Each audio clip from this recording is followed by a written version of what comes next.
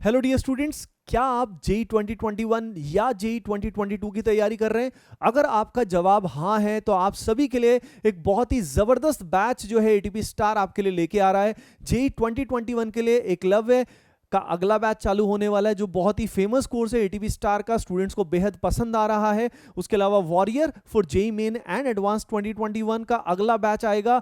And guys 2022 वाले students के लिए चैंपियन का नया बैच, चैंपियन कोर्स का नया बैच जल्दी से आने वाला है।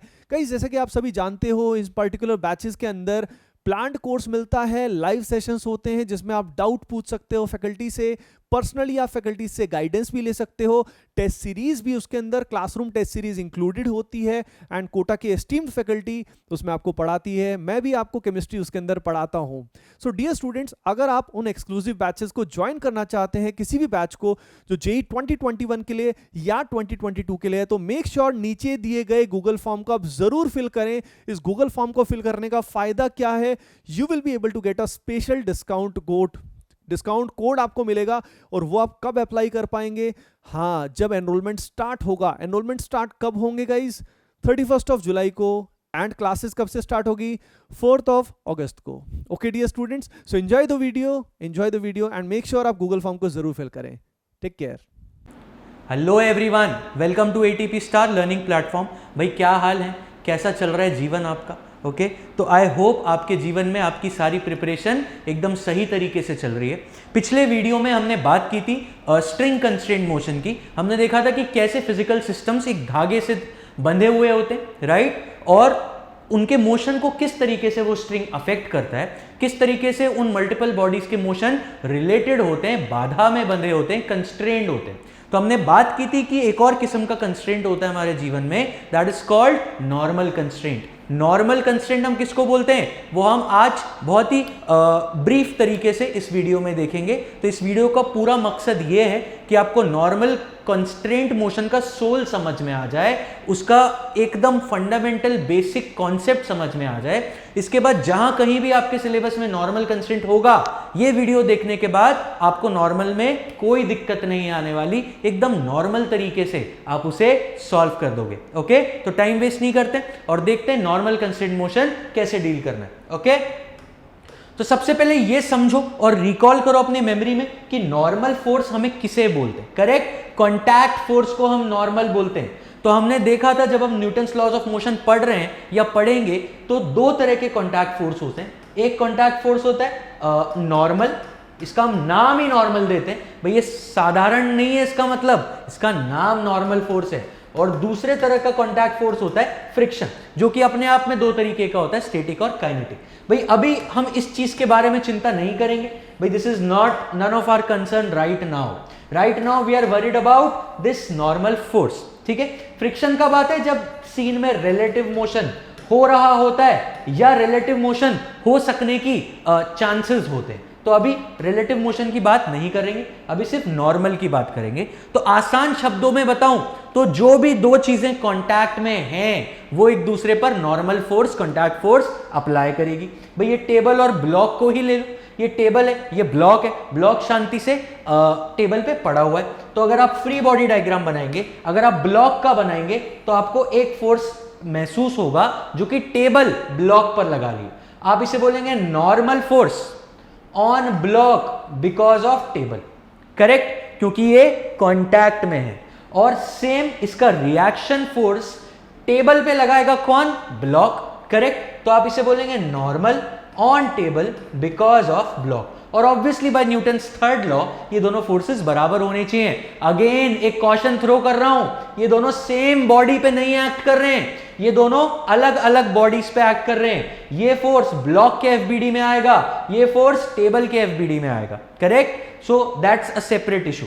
तो कहना है से ये दोनों बॉडीज कांटेक्ट में है, इसीलिए ये नॉर्मल फोर्स एक दूसरे पर लगा रही है। अगर आप बहुत दूर चले जाएं और इस सिचुएशन को अर्थ के बाहर से देखें, तो आपको समझ आएगा, अच्छा ये अर्थ, ये इसकी सेंटर, ये उसका सरफेस, सरफेस के ऊपर टेबल और टेबल के ऊपर ब्लॉक। करेक्ट, तो कहना है से अर्थ और टेबल कांटेक्ट में है।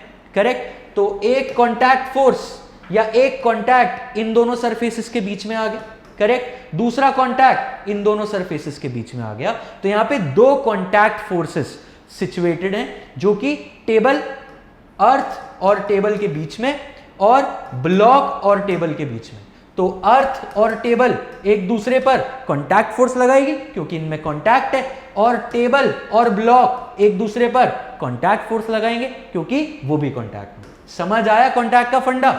सिमिलर और सिंपल सी बात है, अगर कांटेक्ट नहीं है तो कोई कांटेक्ट फोर्स नहीं होगा। एक जाहिर सी बात है। आप इस सिचुएशन में देखो, ये बॉल धरती पे आई, सरफेस पे आई, तो इसने कांटेक्ट क्रिएट किया, कांटेक्ट क्रिएट किया तो बॉल पे नॉर्मल फोर्स लगने लगा और फिर सेम रिएक्शन फोर्स धरती पे लग जाएगा डाउनवर्ड डायरेक्शन में। करेक्ट? तो अगर आप बॉल का इंडिविजुअली एफबीडी बनाओगे तो आप बोलोगे हाँ भाई साहब, बॉल का मास है mg, एक कांटेक्ट की वजह से कांटेक्ट फोर्स आ रहा है n, और अगर ये बॉल इक्विलिब्रियम में है तो n इक्वल्स टू mg, और अगर ये केस है तो बॉल है, कांटेक्ट तो है ही नहीं, तो सिर्फ एक ग्रेविटी का फोर्स आएगा mg, that's it.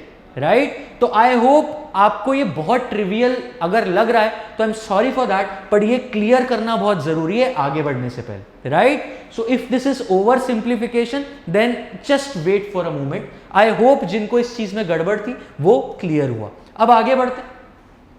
Inclined plane वाले सेटअप्स में या थोड़े इंक्लाइंड सरफेसेस में देख लेते हैं कांटेक्ट कैसे। ये दो ब्लॉक्स हैं, करेक्ट, हम इस तरीके से लगा रहे हैं, तो हम इंडिविजुअली इनके कांटेक्ट फोर्सेस कैसे करते हैं भाई? ये आपका क्या है? कांटेक्ट सरफेस है। करेक्ट? ये आपका कांटेक्ट सरफेस है, किसके और किसके बीच में? बड़ा ब्लॉक कैपिटल एम और छोटा ब्लॉक एम के बीच में।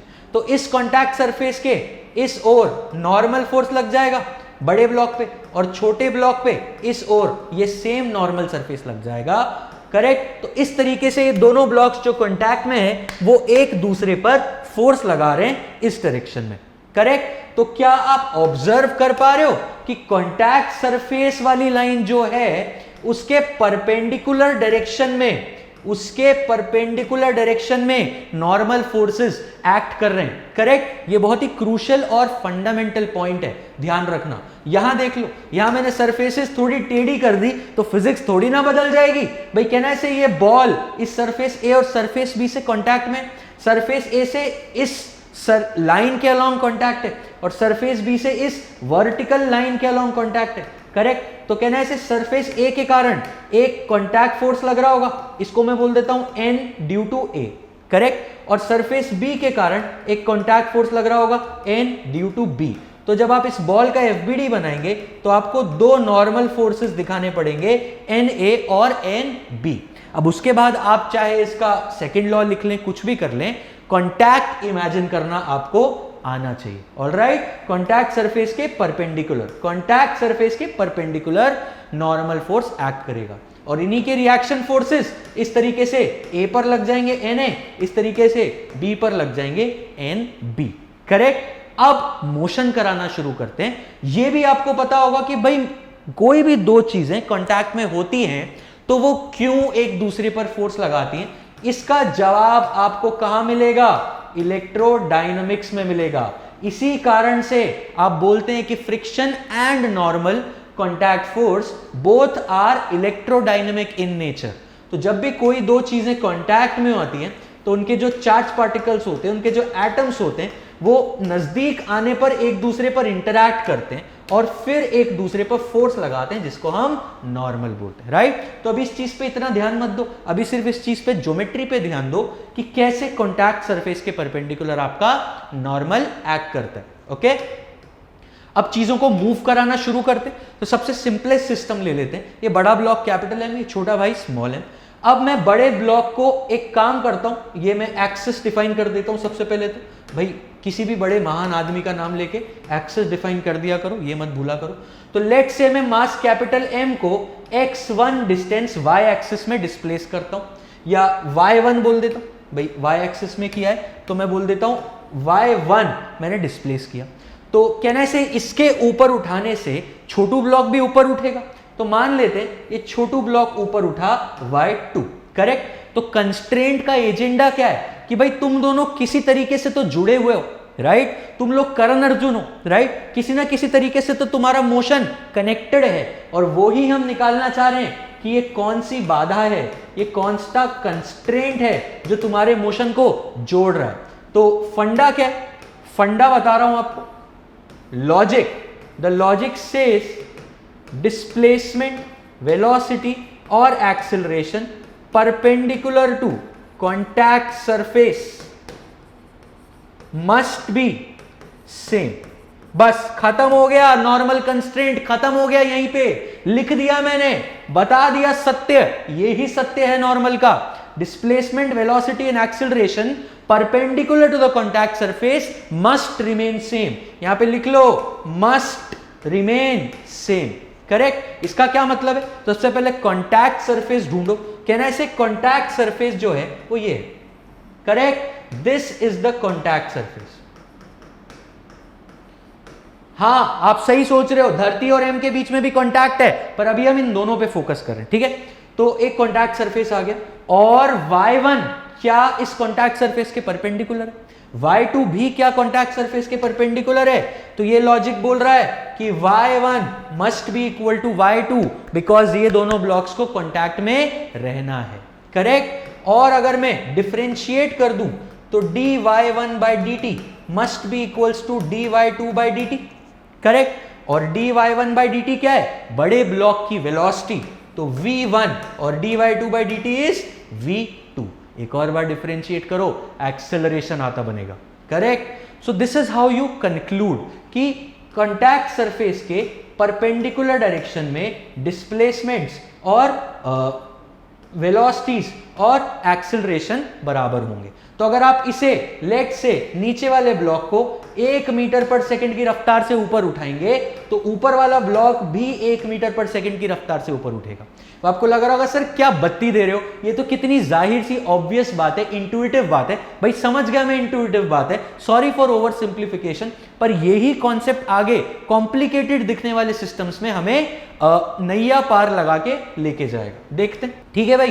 तो ये केस देखते हैं, यहाँ पे वेज है जिसका मास कैपिटल एम है, ये छोटू सा ब्लॉक है जिसका मास स्मॉल एम है, इसके मोशन को रिलेट करना है। तो लेट से ये वेज की वेलोसिटी कुछ हो जाएगी v1, ये ब्लॉक की वेलोसिटी हो जाएगी कुछ v2, करेक्ट। अब मैं ये नहीं बोल सकता कि इन दोनों का मास टोटली इंडिपेंडेंट है भाई, क्योंकि ये दोनों कॉन्टैक्ट में है। किस में है?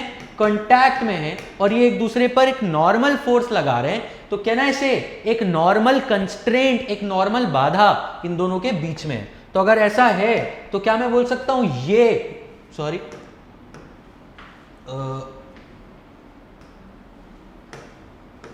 ये वो कॉन्टैक्ट सरफेस है, correct. This can be marked as contact surface.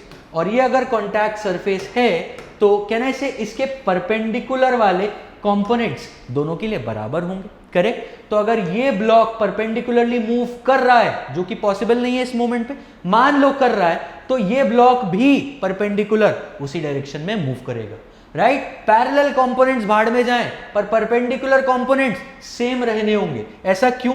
तो एक बार इसका माइक्रोस्कोपिक व्यू इमेजिन करो।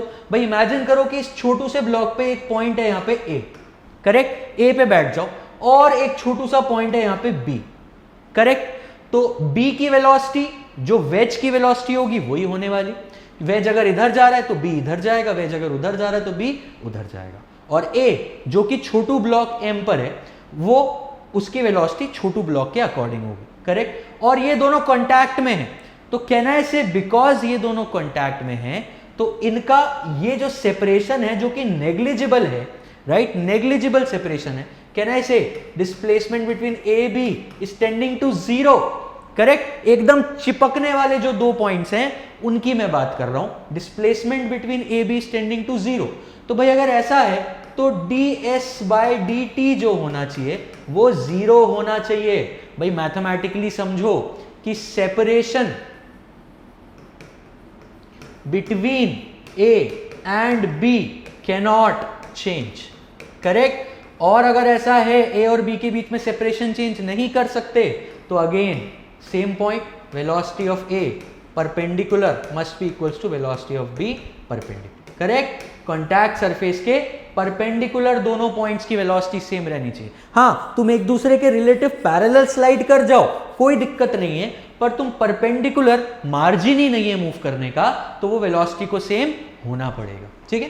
तो एक कंस्ट्रेंट रिलेशन यहां से आ जाएगा। इस केस में देख लेते हैं, यहां पे दो छोटू ब्लॉक्स हो गए, एक बड़ा वेज हो गया, करेक्ट। तो तो कहना है इसे एक कांटेक्ट हो जाएगा, इसको मैं बोल देता हूं कांटेक्ट नंबर 1 ए और बी के बीच में, इसको मैं बोल देता हूं कांटेक्ट नंबर 2 बी और वेज के बीच में, और इसको मैं बोलूंगा कांटेक्ट नंबर 3 ए और वेज के बीच में। करेक्ट? तो एक कंस्ट्रेंट कहां से आएगा? ए और बी के बीच में जो नॉर्मल है उससे। दूसरा कहां से आएगा?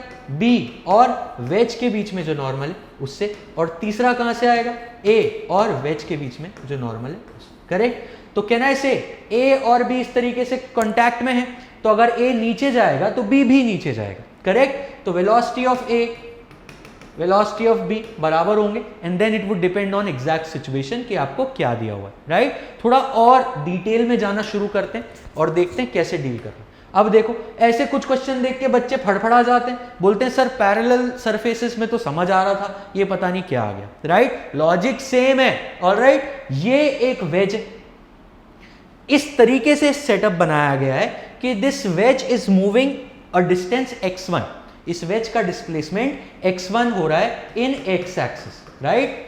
क्या आप देख पा रहे हो कि इस वेज के लिए हमने मार्जिन ही नहीं छोड़ा कि तुम y में मूव कर पाओ, ये या तो इधर जा सकता है या इधर जा सकता है। करेक्ट? अगर ये वेज इधर चला गया तो ये नीचे आएगा। करेक्ट? ये m2, इसको m1 बोल देते हैं। तो अगर m1 को आपने राइट में डिस्प्लेस किया तो m2 नीचे आएगा, अगर m1 को आपने लेफ्ट में डिस्प्लेस किया तो m2 ऊपर जाएगा। m2 को भी हमने ये जो खपच्चे लगा रखे, इन खपच्चों की मदद से हम सिर्फ बोलेंगे कि m2 y में मूव कर सकता है। तो m2 is constrained to move in y axis and m1 is constrained to move in x axis। और एक कॉन्टैक्ट है, तो मैं बना देता हूं कि ये कॉन्टैक्ट है, दिस इज कॉन्टैक्ट, ये कॉन्टैक्ट सरफेस, इन दोनों का मिलन हो रहा है यहां पे। तो अगर कॉन्टैक्ट सरफेस है, x1 x2 इनके डिस्प्लेसमेंट्स है x और y एक्सिस में, तो क्या यहां देखो, तो ये जो एरिया है मैंने इसको जूम कर दिया और यहां दिखाया, ये आपका m2, ये आपका m1 और ये वही कॉन्टैक्ट सरफेस। करेक्ट? तो कहना है इसे कॉन्टैक्ट सरफेस, ये जस्ट ऊपर जाओ तो m2 आ रहा है, और m2 का जो पॉइंट है उसका डिस्प्लेसमेंट बताया गया आपको x2। करेक्ट? ये एंगल अगर थीटा आपको दिया हुआ है तो कहना है इसे ये एंगल थीटा। करेक्ट? और आप इसके कंपोनेंट कर सकते हो, कैसे कर सकते हो? आप बोल सकते हो if this is theta this is also theta, x2 cos theta, और इसका ये कंपोनेंट जो पैरेलल होगा इंक्लाइन के, इसको मैं बोल सकता हूं x2 sin theta. Is this correct? भाई ज्योमेट्री लगा लोगे ना, अगर ये थीटा है तो ये 90 माइनस थीटा, और ये 90 माइनस थीटा तो फिर ये थीटा, x2 cos थीटा और x2 sin। सिमिलरली मैं अगर जो m1 के लिए सेम काम करूं, मैं मान लो m1 के लिए करूं ये, राइट? तो इसका डिस्प्लेसमेंट क्या बोला? इसका डिस्प्लेसमेंट बोला भाई साहब x1 ऐसे है, राइट? x1 ऐसे है, और कॉन्टैक्ट सरफेस कैसे? कॉन्टैक्ट सरफेस आपकी ऐसे है। करेक्ट? थीटा एंगल पे, तो आप इसके कंपोनेंट कर सकते हो x2 cos थीटा और x1, this should be x1 cos theta and this should be x1 sin theta. तो अब देख पा रहे हो, अगेन कॉन्टैक्ट सरफेस m2 के लिए कॉन्टैक्ट सरफेस का परपेंडिकुलर कंपोनेंट इमेजिन हो रहा है, और m1 के लिए कॉन्टैक्ट सरफेस का परपेंडिकुलर कंपोनेंट इमेजिन हो रहा है। दोनों को बराबर कर दो, x1 sin theta must be equals to x2 cos theta, और आपको जो चाहिए वो आपको मिल चुका है। करेक्ट? भाई देख रहे हो, इसको आप बोलोगे x2 का पैरेलल कंपोनेंट, कॉन्टैक्ट सरफेस का पैरेलल कंपोनेंट, इसको आप बोलोगे x2 का परपेंडिकुलर कंपोनेंट, इसको आप बोलोगे x1 का परपेंडिकुलर कंपोनेंट, x1 का parallel component, parallel component. Correct? तो पैरेलल वालों से तो हमें मतलब है नहीं, हमें परपेंडिकुलर वालों से मतलब है ये और ये। तो कहना है इसे ये must be equals to this, इसीलिए x1 sin theta must be equals to x2 sin। आपको दोनों में से किसी का भी डिस्प्लेसमेंट अगर पता है तो आप दूसरे का डिस्प्लेसमेंट निकाल सकते हो। डिफरेंशिएट करोगे तो मिल जाएगा v1 sin theta must be equals to v2 cos theta. लो भाई साहब, वेलोसिटीज भी रिलेट हो गई। एक और बार डिफरेंशिएट करो, a1 sin theta must be equals to a2 cos theta. Correct? तो ये इन दोनों का मोशन रिलेटेड है और इस एनालिसिस से आपने पता कर लिया कि कैसे रिलेटेड है। क्या फंडा लगा है भाई? कॉन्टैक्ट सरफेस से परपेंडिकुलर डायरेक्शन उठाओ और भाई एक कचरा हटाओ सब, राइट? कॉन्टैक्ट सरफेस से परपेंडिकुलर डायरेक्शन उठाओ और दोनों के डिस्प्लेसमेंट्स, वेलोसिटीज और एक्सेलरेशंस बराबर करो। ऑलराइट, एक और केस देख लेते हैं फाइनली। ये केस देख लो। करेक्ट? मान लो इस वेज को हम इधर मूव करा रहे हैं, राइट? मान लो √3 मीटर पर सेकेंड की स्पीड से इसको मूव करा रहे हैं और इसको इधर मूव कराने से ये ब्लॉक ऊपर मूव कर रहा है, मान लो x से। करेक्ट? आपसे पूछा है कि बताओ ये ब्लॉक ऊपर कितने से मूव कर रहा है, गिवन कि ये एंगल 30 डिग्री। फटाफट से देख लेते हैं। अच्छा साहब, तुम इसको इधर √3 से करा रहे हो, 30 डिग्री है तो ये ब्लॉक ऊपर जा रहा है। कॉन्टैक्ट सरफेस ड्रॉ करो। Contact surface, correct? ये कॉन्टैक्ट सरफेस, एक सेकेंड, ये फील में गलत हो गया। This is the contact surface, correct? This is inclined at what angle? 30 degree. तो अगर ये √3 दिया हुआ है वेज का वेलोसिटी, तो क्या मैं इसके कंपोनेंट कर लूं इस तरीके से और इस तरीके से? करेक्ट? कंपोनेंट करोगे तो कहना है से ये एंगल 30, तो ये एंगल ये आएगा √3 sin 30, करेक्ट? और ये आ जाएगा √3 cos 30। इसको बोलोगे v वेज का पैरेलल कंपोनेंट। क्या हमें इससे मतलब है? नहीं, हमें इससे मतलब है। अब कॉन्टैक्ट सरफेस का ब्लॉक के लिए बात करो तो ब्लॉक की वेलोसिटी आपको बोला गया कि भाई कितनी है? x। कहां? ऊपर। तो ये x आ गया, राइट? ये आपका कॉन्टैक्ट सरफेस था, ये 30 डिग्री। करेक्ट? कंपोनेंट कर लो भाई, सिंपल सी बात है। ये कंपोनेंट आ जाएगा, ये कंपोनेंट आ जाएगा। इसको आप बोलोगे x परपेंडिकुलर, इसको आप बोलोगे x पैरेलल। अब ये 30 डिग्री है तो भाई ये 60 होगा, ये 60 होगा तो ये 30 होगा, ये 60 होगा। करेक्ट? तो क्या बोल सकते हो? x cos 60, x cos 60 must be equals to this √3 sin 30। भाई देख लेना, एंगल सही लिखे ना भाई। This is 30, this is 30, this 60, तो ये 30 आएगा, गलती हो गई, राइट? This 30, correct? तो x cos 30 आना चाहिए यहां पे। क्या x cos 30 must be equals to √3 sin 30। x निकल के आ जाएगा ladies and gentleman, that would be tan 30। tan 30 कितना होता है? 1/√3 इंटू √3, तो x आपका आ जाएगा 1 मीटर पर सेकेंड। मतलब अगर आप वेज को √3 मीटर पर सेकेंड की स्पीड से इधर मूव करेंगे तो ये भाई साहब 1 मीटर पर सेकेंड की स्पीड से ऊपर मूव करने लगेंगे। सेम काम ऑपोजिट में भी हो जाएगा। अगर आप इसे नीचे लाएंगे 1 की स्पीड से तो ये √3 की स्पीड से पीछे खसक जाएगा, राइट? मतलब इसका और इसका मोशन इंडिपेंडेंट नहीं है, these are related and that is what we call as normal constraint. Okay, तो आई होप आपको कंस्ट्रेंट का सोल समझ आया एंड आई होप अब जो भी कंस्ट्रेंट की सिचुएशंस आपकी लाइफ में आएगी आप उसे within quick seconds solve कर पाएंगे। Okay, so don't forget to like this video and mark your attendance on ATP star channel. Alright, and आपको लिंक में एक गूगल फॉर्म दिया गया जो 2021 बैचेस शुरू हो रहे हैं, उसके लिए बहुत ही बेहतरीन स्पेशल डिस्काउंट्स आपके लिए दिए गए हैं। सो be quick in subscribing for those discounts and fill out the Google form and keep following ATP Star YouTube channel. Okay, good luck.